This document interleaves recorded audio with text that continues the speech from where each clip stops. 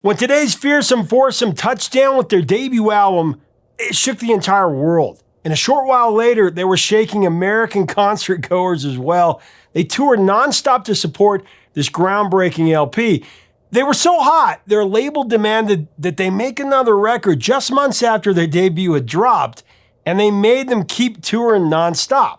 So they had to write and record the second record, in chaos, and they recorded it in, get this, 13 different studios across the world. Out of this record came a masterful, feel-good classic that was inspired by a legendary fantasy novel. And we try to solve the mystery in this one of what the famous drummer is using to play the catchy percussion and find out why this band said no to Woodstock. How they toppled the Beatles as well. Coming up next on Professor of Rock. Hey music junkies, Professor of Rock, always here to celebrate the greatest artists and the greatest songs of all time. You know, if you remember poring over the Sears Wish Book catalog, circling what you wanted for Christmas, your birthday, or what have you as a kid, you're going to dig this channel of full music nostalgia. Make sure to subscribe below right now. I know you'll enjoy taking a daily ride in the time machine. We do this every day. We also have a Patreon. You're going to want to check that out. There you'll find an additional catalog. We have full interviews there.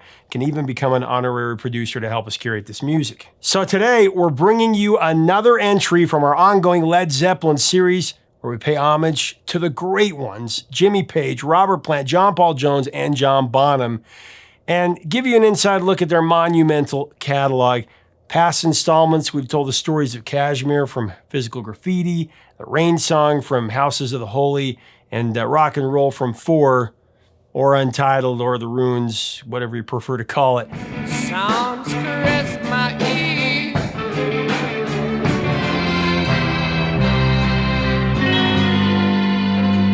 been a long time since I rock and roll. But this time, we're going to drop the needle on Zeppelin's 1969 sophomore set, Led Zeppelin II. And we're going to take an in-depth look at a classic song. Oh, so catchy, so great. Ramble On.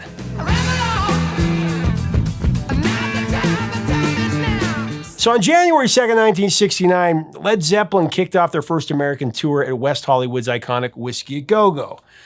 Set the stage for the landmark release of their eponymous debut record that came out 10 days later. Good times, bad times, you know I had my share. Within months of its release, Led Zeppelin would ascend to the number 6 spot in the United Kingdom and number 10 in the US.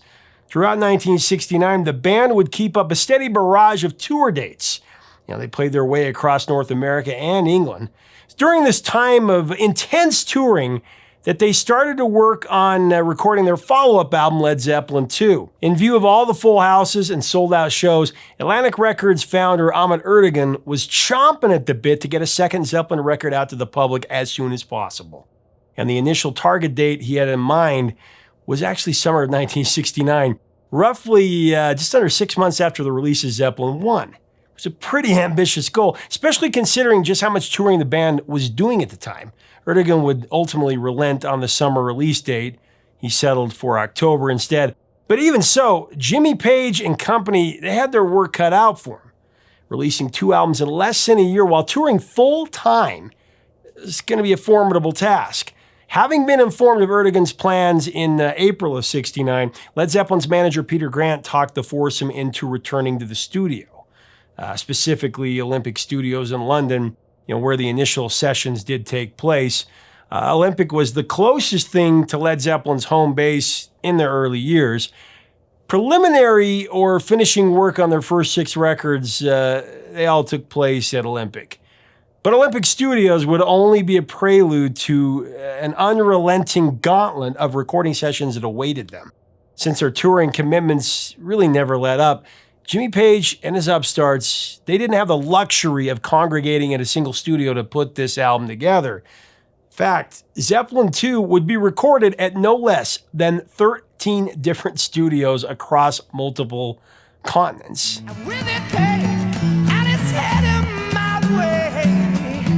Now, this was between April and August of '69. The bulk of the work was done in the United States, though, but not entirely.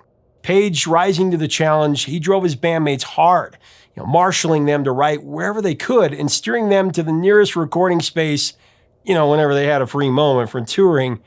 Said Page about it, "It was quite insane, really. We had no time. We had to write numbers in hotel rooms.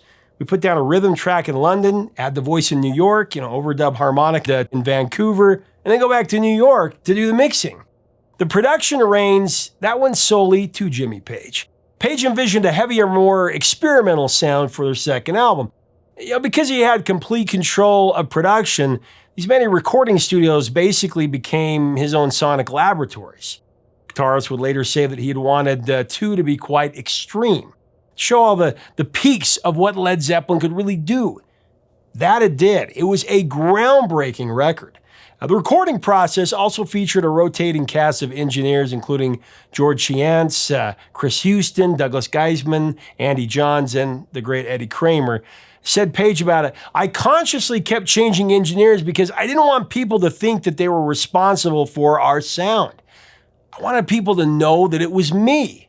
So after launching the album at Olympic Studios, Zeppelin charted course across the Atlantic for their second American tour. It actually began at Fillmore West in San Francisco. It was on April 24th of 1969. From here on out, Page, Plant, Jones, and Bonham would record the bulk of Led Zeppelin II, pounding away at it throughout much of May, and then, touching things up, fitting in sessions on and off until the closing days, the dog days of August. By which time they were on their third North American tour, actually. Zeppelin II received its final mix by Jimmy Page and engineer Eddie Kramer, who had previously worked with Jimi Hendrix and the Beatles. Say the joker to the thief. Love is all you need. That session took place at New York's A&R studios over the course of about 2 days. Initially, there was some concern that recording levels would be problematic, and Jimmy Page feared that maybe the band had overstepped the mark. After all, the tracks had been cut in so many different studios. And this is back before you had the internet, or email or anything like that. The guitarist admitted that he had some doubts. He would say, "I'd lost confidence with it." However, he and Kramer worked some serious sonic sorcery, and they managed to create a uniform balance on the sophomore record. Kramer summed it up this way: "We cut some of the tracks in some of the most bizarre studios you can imagine, but in the end, it sounded bloody marvelous. There was one guy in charge, and that was Mr. Page." So Led Zeppelin closed out their summer U.S. tour on the last day of August, notably skipping out on the historic Woodstock Festival in the process. Although they had actually been invited to perform, their manager, Peter Grant, he just wasn't interested. "I said no to Woodstock because I knew we'd be just another band on the bill," is what he said. Very true. Zeppelin was not just another band. Instead, the quartet played the Texas International Pop Festival in Dallas. When they flew home, they knew they wouldn't be home for very long. Another massive tour loomed on the horizon. They were always on the road at that time. After all, they did have a new album that was coming out in October. Now, as we get to that exact release date in October, I want to take a second to mention our sponsor, Zenni Eyewear. They've been my frame of choice for years now, really because of the quality and the price. You can design your own look. You can add amazing features in just a few minutes and have them deliver your glasses right to your door. You can't beat this price either. Click on the link right up here, the info button, to get up to 80% off of regular retail prices. It's amazing.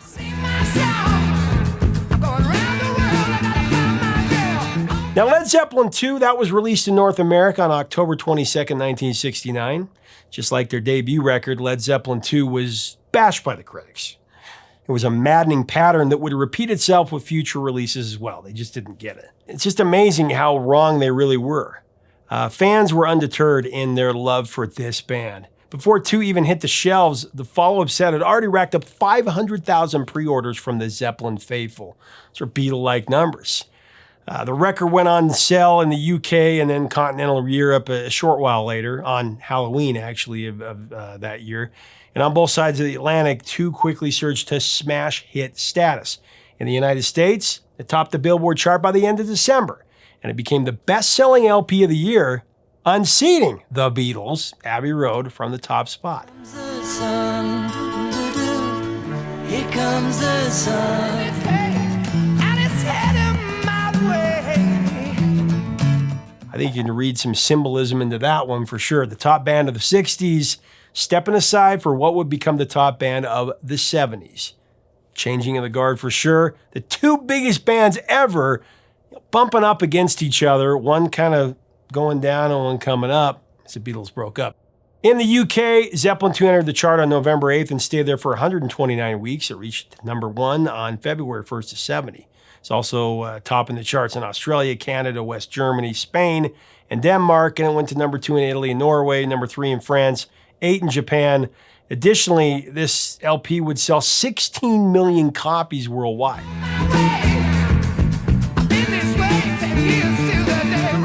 There is no doubt that Led Zeppelin II has proven to be a seminal record with an iconic track list. I mean, this beast of an album is filled to the brim with classic rock standards, period. From fierce and commanding rockers like Whole Lotta Love and Heartbreaker,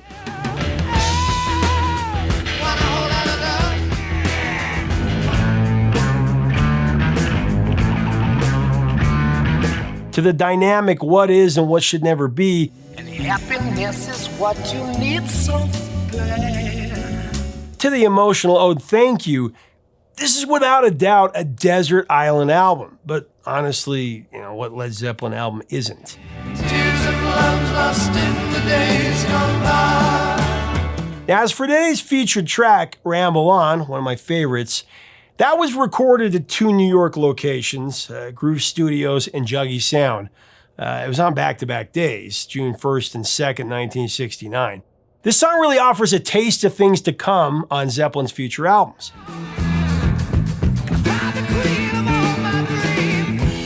Song is Fly to Folk Rock Fantasy, a thematic approach that Robert Plant would explore a lot, very often. Robert Plant had a passion for folktales, and he loved creating fantasy-driven worlds within Zeppelin songs. Time and again, he drew on images of forests and castles, swords and sorcery, mythical creatures, and other fantasy elements for his lyrics. Years ago, in days of old, when magic filled the air. In a way, he was like a romantic troubadour from another time and place entirely. Maybe even another realm. John Paul Jones summed it up succinctly when he said, Robert was into all that fairy stuff.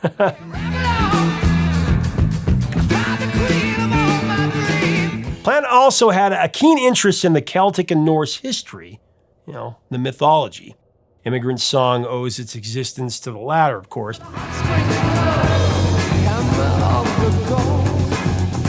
But the fantasy fiction of J.R. Tolkien holds an important place among all of his influences. Digging into Zeppelin's Tolkien connections, there are more than a few Led Zeppelin songs that have or may have connections to Tolkien's Middle-earth. For starters, there's some clear-cut candidates. There's Misty Mountain Hop, which references Middle-earth geography.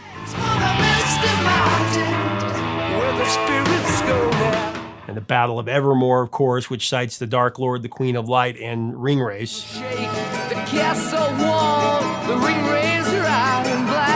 Some listeners also see allusions to Tolkien's sprawling fantasy world and Over the Hills and Far Away, No Quarter, and of course 4 Sticks.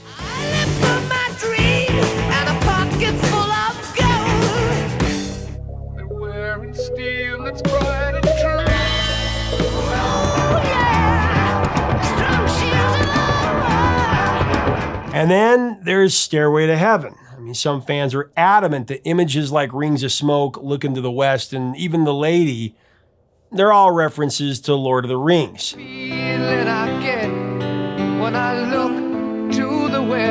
Not a lot to go on, but I can see why some people interpret it that way. What do you think? Let's talk about it in the comments below. We've looked into all that in our Stairway to Heaven episode, so won't get into it here, but the point is, in some degree at least, Tolkien's magical world and Robert Plant's imagination converged in his lyrics. And my spirit is crying for leaving. Plant even named his dog Strider, an alias for the character from The Return of the King, Aragorn. He also dedicated Bron-Yr Stomp to Strider, so there's that as well. But getting back to Ramble On, from what I can tell, this was the first Zeppelin song to channel the Lord of the Rings. In Ramble On, Robert Plant takes us on a journey that sometimes veers off to follow in the footsteps of Tolkien's Hobbit hero, Frodo Baggins. Though not exactly faithful to the plot of the books, it does give us some Middle-earth name checks and some legitimate fan fiction prompts, if you will. Plant would actually say later that he was actually embarrassed by the song's Tolkien references because they didn't make much sense, is what he would say. A fair maiden wouldn't be found in Mordor. I met a girl so fair. And the One Ring-obsessed Gollum wouldn't give her the time of day anyway, but, that's art. You pay homage to your influences and you draw on them to create something entirely new, something transformative. But Gollum, the evil one, crept up. The track's epic journey, though, begins with the autumn moon lighting Plant's path. Leaves are falling all around, and he knows it's time that he's on his way. Leaves are falling all around. As he rambles on, he sings his song and searches the world for his girl, calling her the queen of all his dreams. Now, by the time the journey has reached the final verse, that's when all the Tolkien imagery starts showing up. As the song closes out, Robert Plant sings that he can't stop this feeling in his heart, and he's got to keep on searching for his baby.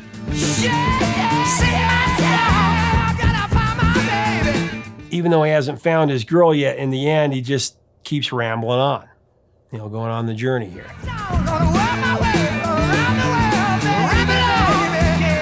Jimmy Page's guitar work on the song, it's just a perfect companion to Plant's archaic lyrical lens. Opening the track with a beautiful acoustic lead-in and giving us a near-medieval feel in E major.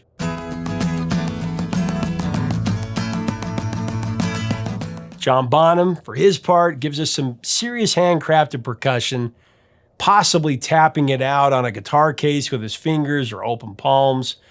Try listening to this song and not tapping your fingers on something, or even your toes. Pretty much impossible.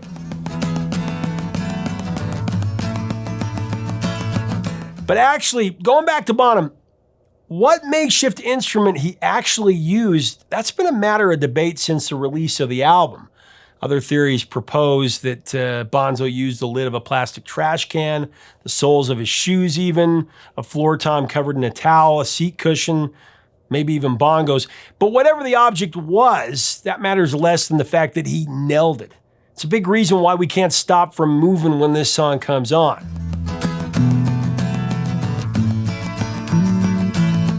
After a few bars, John Paul, he comes in on his jazz bass, soft and smooth. Meanwhile, Plant's voice is just warm and tender, at least until it isn't. Ramble On gives us another iconic Plant performance in which he shows off his supreme vocal prowess. It's like he just flips a switch and goes straight into savage rock mode. But I know about one thing I got to do. Ramble on. And when he does, he is instantly and intensely supported by the rest of the band, who just hits it hard. The time is now. Sing my song. I mean, come on, this is Zeppelin II. The guys are going to rock out at some point. The Ramble On, it wasn't released as a single. Another one of those great Zeppelin songs they didn't drop as a single. That was a fairly uncommon occurrence for Led Zeppelin anyway. Whole Lot of Love got the honors for that on Zeppelin II. It became their biggest hit. You could hear Living, Loving Maid. She's just a woman on the flip side of that. I'm gonna give you my love. I'm gonna give you my love. Only paying your bill, baby. Love it. However, Ramble On's non-single status, that wouldn't hold it back from becoming an AOR radio staple and from later stockpiling millions of streams in the new millennium. I mean, I just checked a few days ago. Between Spotify and YouTube, Ramble On has almost 400 million streams and counting. This legendary song, it's also made its mark in modern pop culture. It's appeared in a number of movies and TV shows. And it's heading my way. It was in Tom Cruise's Oblivion, Supernatural, The Friend, Project Eve, Uncharted, and The Winchesters, just to name a couple. Guess I'll keep on rambling. Ramble On, it's also been covered by a lot of artists. Of course it has. Zeppelin. A sampling of that list includes Train, I'm gonna round the world, gonna find my girl, I'm on my way. Great White, Everclear, Fish, Vanilla Fudge, Red Hot Chili Peppers, Randy Jackson, Kid Rock,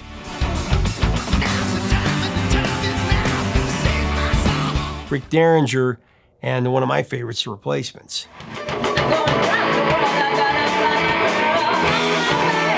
Oh, and in 2008, the Foo Fighters played London's Wembley Stadium side by side with none other than Jimmy Page and John Paul Jones for a 2-song collaboration. There was Rock and Roll and Ramble On. 86,000 fans were in attendance there. Leaves are falling all around. Dave Grohl said that it was an honor to be there because England's music had made them the band that they were. I mean, no doubt he had Led Zeppelin in mind while he was talking.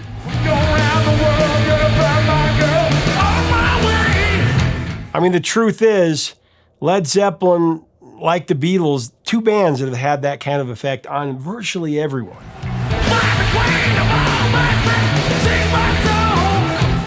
Ramble On also has kind of a head-scratching claim to fame as well.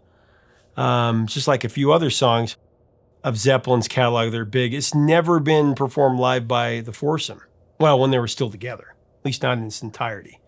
However, the song would get some love from the band members after John Bonham sadly passed in 1980.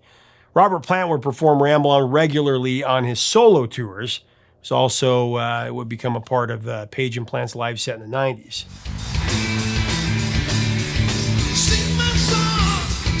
It was finally performed live by all three remaining members of Zeppelin on December 10th, 2007. That was at the Ahmet Ertegun tribute concert, and Jason Bonham, he actually sat down at the drum kit in place of his father. So that's about as close as you're going to get to hear Led Zeppelin play this one live. Again, they finally did it almost 40 years after they first wrote it.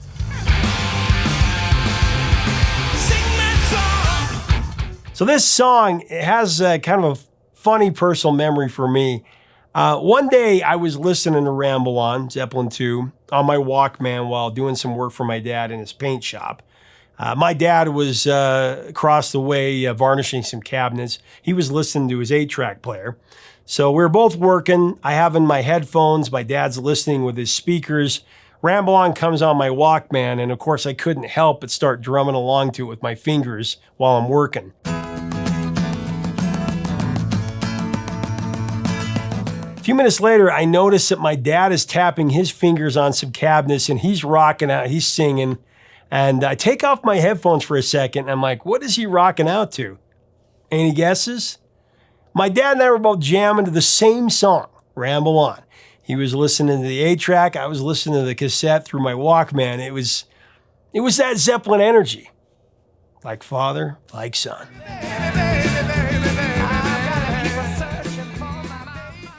Hey, thanks so much for watching. Leave us a comment about Led Zeppelin and Ramble On. What are your memories of this song, of Zeppelin II?